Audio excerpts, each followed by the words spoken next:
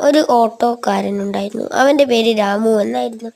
ഒരു ദിവസം രാമു ഓട്ടോറിക്ഷ ഓടിക്കുമ്പോൾ ഒരു പെണ്ണ് അവൻ്റെ നേരെ കൈകാട്ടി. അപ്പോൾ അവൻ നിർത്തി എവിടെയാണ് പോകേണ്ടതെന്ന് ചോദിച്ചു. അവൾ പറഞ്ഞു, എനിക്ക് പോലീസ് സ്റ്റേഷനിൽ പോകണമെന്ന്.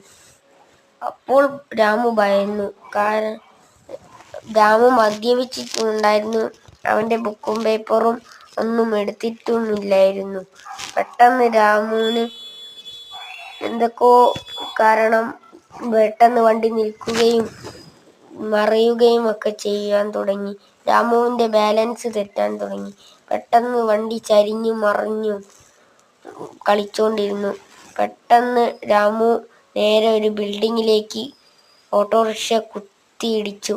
അവന് 2 പേരും മരിച്ചുപോയി. അപ്പോൾ ഗൈസ്, ഇതൊരു ഫണ്ണി വീഡിയോ ആണ്.